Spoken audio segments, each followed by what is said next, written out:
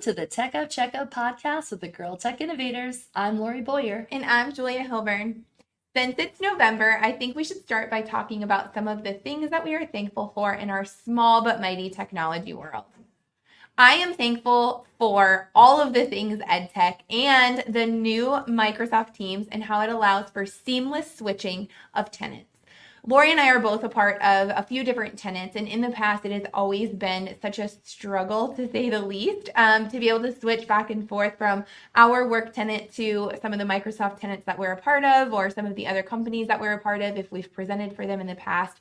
So I'm very, very thankful for the new Microsoft Teams. If you are already using it, then you know exactly what I'm talking about. You are not lying. That's a huge upgrade, and I feel like that's been a resounding attitude of gratitude for most people with that new Teams update. That's huge. Absolutely. Lori, what are you thankful for? I'm thankful for Canva and the fact that it allows my creativity to flow on a daily basis at work. They're always adding those amazing new features to make life easier for teachers, and the educator in me greatly appreciates that and their innovation. So I just had actually last week the opportunity to present with science lead teachers during their monthly meeting, and I showed them, all about Canva, and they were just blown away by so many of the fantastic tools that are available to kind of like streamline what they do. So they were extremely grateful. I just wish there was more time in the day. I think about that all the time. Like, gosh, I wish I could share this with our non-instructional staff, and I wish I could do this. And I'm like, I'm running out of time to share all this amazing news. So yeah, it's definitely on my list to share Canva out with as many people as possible, because it really is truly a great thing to be grateful for. Absolutely. I feel like we need maybe power hours, right? Like power hours. We'll teach instructional staff this, then we'll teach non-instructional this, then we'll go on to this. It's just not enough hours in the day. Absolutely. I am also very thankful that I was selected as a presenter at FETC in January. Yes. So yes, it's going to be in Orlando, but I submitted 2 session proposals and both of my sessions were selected. I'm super excited to have this opportunity again this year. And Lori, you also have some sessions on the agenda, don't you? Absolutely. Yes. I'm actually running a workshop this year. Ooh. So we're going to dive deep into some of the learning accelerators that are out there with Microsoft. And I'm excited to present with my colleague from Hillsborough County. Her name is Wendy. She's a rock star. She's one of the fellows for Florida and also an MIE expert. So we're going to connect on that one and look forward to presenting at the workshop. And we hope to, hear from you guys and see you there for sure. That's awesome. Well, if you are thinking about attending FETC in Orlando, Florida, it is in January. Check out the agenda. Look for the St. Lucie team. We have a few people presenting from our district, and we would love to connect with you while we're there. Absolutely. I mean, not for nothing, that's a no-brainer. Florida in January, if you don't live in Florida, it's like the best time of the year. So definitely come see us down here. It truly is. Make sure you follow us on Instagram at Girl Tech Innovators, because we will be sharing out more about our sessions on the next episode so that we could officially meet up. Perfect. Okay, let's talk about some exciting new updates that are happening in Microsoft Forms. Yes. Yes. It's been a long time coming. We're super excited. Yes. So have you seen the new styles option in Forms? I have. We were actually just on a call with other MIE experts talking about this and how the styles change based on what topics are mentioned in your form. Absolutely. It's something super simple but exciting to add to your form. So you can now also add background music to your form too. That is amazing. And with the background music option, if you choose to add background music to your form, yes, it's not for everyone. So you're going to have those people that are like, I can't concentrate. I need to have completely quiet, that in is the not background. me. It's not me either. I'm the music person all the time. It's definitely not us in our cubicles either. But if that is you, then the person that is filling out the form or completing the form can also turn on or off the music themselves, which is really nice. Absolutely. Another option that's new is actually having images for each of your multiple choice answers. So you were able to put an image with the question, which was great, but now all of your multiple choice answers, can happen as well. So you can add that image for those individual answer choices, and it just brings to life and makes that quiz or assessment that you're giving just so much more realistic and purposeful for students. I love seeing things like that in like art classrooms where, you know, you're trying to show different instruments, or, you know, in science classrooms where there's different parts of something that maybe they're dissecting or looking at and trying to figure out, you know, specificity with that. So that's a great update for sure. If you're watching on the screen right now, you'll actually see that mine is a little more fun than that. It's Yes. pizza or tacos for the rest of your life. Which one would you choose? So it was just a great way to get a professional learning with teachers, so they could be involved quickly and they could see that you could use images for anything. And let's be honest, could you ever go wrong with pizza or tacos?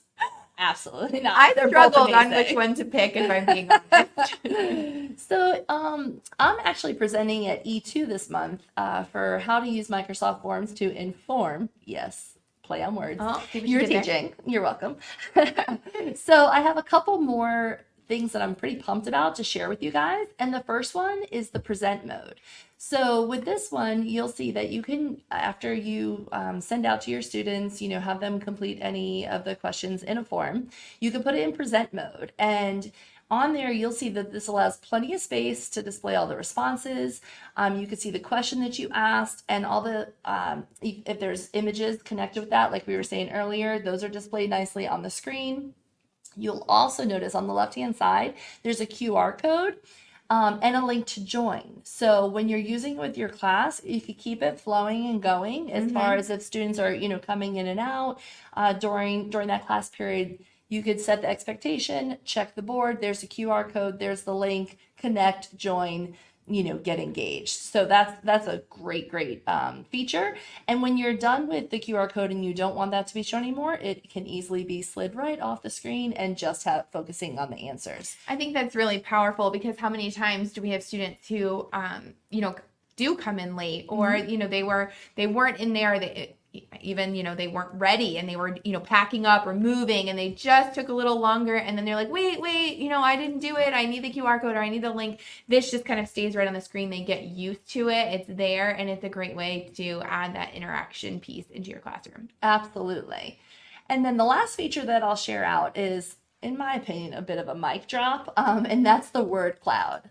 The responses from the questions that you ask can now be formed into a word cloud, so that you could address commonalities.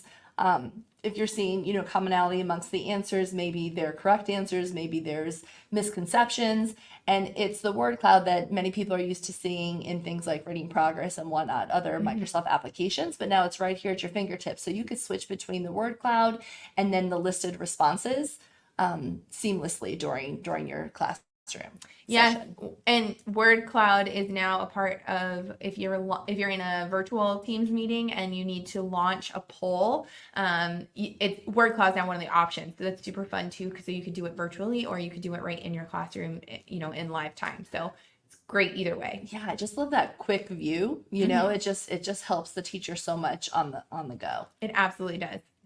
All right, so we're gonna shift our focus now to clear touch panels. So these are some of my favorites. Some of our magnet schools, they started using clear touch panels over the past couple of years and fell in love with their ease of use for instruction and differentiation in classrooms. Yes, we actually got some clear touch panels here in the district office, and they have been such a pleasure to present and interact with. We wish that we could have them all over the place. If it were up to me, I'd be wheeling them around and just meeting everywhere I could with them, but they're definitely a hot commodity, and people are like, hey, that's the room I'm using. It has a clear touch panel. So Absolutely. I feel like it'd be great if we could be like the Oprah of clear touch panels. You know, like, you get a clear touch, you get a clear touch. that would be very exciting, and people would like us a lot more. Well, what's really cool is our ESE department, they saw value in them, and so they wrote a grant for panels for their classrooms, for their ESE inclusion classrooms, and they were awarded the grant. So the social technology team partnered up with the ESE tech specialists and have worked together to provide some quick start guides, resources, and training support for our excited new users. Yeah, one of the tools that is personally my favorite for the Clear Touch panel is the ability to use the digital inking feature. Yes. You can use all of the inking capabilities in all of our Microsoft products, plus their individual built-in inking features for the Clear Touch panel, which is extremely nice. They have different options, obviously, like I just said, in all of the Microsoft products themselves, in OneNote and things like that. But then you can also use the overlay feature if you want to just quickly ink on the screen and show something, but you don't want it to stay, then it'll go right off. It doesn't affect anything that's actually on the screen for your students or for your professional learning. So that's my favorite. Absolutely. I love that. The digital inking is absolutely fantastic. I personally am also a fan of the layout option. So yes, that is my favorite too. right. And so with that one, that's where you can choose to essentially you're splitting your screen into a layout of like 2, 3, 4 different sections, whatever it might be that meets your needs. And what's really cool with that from a teacher perspective is I could have all my resources that I'm using. So whether it's a website, an online textbook, a PowerPoint, whatever it may be, I can have a different one in each one of those sections, and I can seamlessly flow throughout all of them during my instruction. So gone are the days of like, hey, let me open up a new tab, let me, pull something up. Nope, I can set it and forget it. So if I have that layout set up, then I might have it if I'm a secondary teacher for my first period, and then I might have a little bit different resources or layout that I'm using for my second period, and I could have that saved too. So throughout the day, I can utilize those different layouts. If I'm an elementary teacher, I might have, hey, this is my math layout, here's my science layout, and it just helps you prep and be set for the day, which is extremely helpful. It truly is, and it also gives you the opportunity, I say this in a joking manner, but it's really not a joking manner, if you need to step away, during in between class changes, and you're like, hey, I just need to use the restroom real quick, or I need to, scarf down these almond snacks, whatever it may be, you're not standing in front of your ClearTouch panel prepping all of those tabs, as Lori was saying, to open them up. They're saved for you. You've done that maybe the night before, maybe the morning of, but it's not like you have to quickly transition in between. You can be standing at your door welcoming your children in. You can be, interacting in that in between, because we know that relationship building is huge as well. So any of those things are now give you a little bit more time in between your class changes, instead of frantically trying to reopen all of those things fresh for your next group. It's truly set it and forget it, right? Yes. Well, I just want to give a big shout out to the ESE teachers. We'll definitely talk more even next month about it, but they have really just taken the ball and ran with it. They're jumping in, they're trying it out. I've received some great pictures from some teachers and their students diving in full force with using the ClearTouch panels. And I'm super excited this week to head out to some classrooms and see it in action, live in action. So if you're interested in learning more about the ClearTouch panels, please reach out to us. We're more than happy to share any resources we have and any guidance to support you. Absolutely. Okay, so last month we introduced our new Girl Tech Innovators Ticket to Try. Yes, we did. Okay, and with that, we are asking teachers that we're doing something innovative in their classroom or on their campus. We want to know about it so we could recognize you for your innovative ideas using technology. So Julia, you mentioned that you have someone that you want to give a shout out to.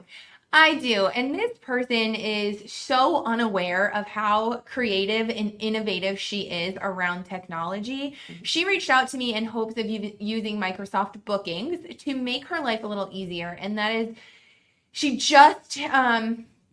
really didn't know what it could do, except for, hey, I know that Bookings, is calendar based, and I know that it could help me, and I want to try it out, for my job. And we're like, okay, great. So now that we're working with her, it has grown into something even larger than I think she could have imagined. And I'm so excited to share it with all of you. Well, that's super cool. I mean, we have been using Bookings for quite a while here in the district office. It just has helped with, throughout the whole Office of Teaching and Learning to support the teachers and administrators out there and with their tech and with their content knowledge. But I'm really curious to hear about how this rock star is doing it. Yes. So Bookings is not new by any means. However, we do have schools who are finding innovative ways to use it to better support different groups and even parents. So That's now awesome. we're opening it up even bigger. So I've been working very closely with Fort Pierce Central High School on how their guidance director is creating and managing bookings for all of her school counselors.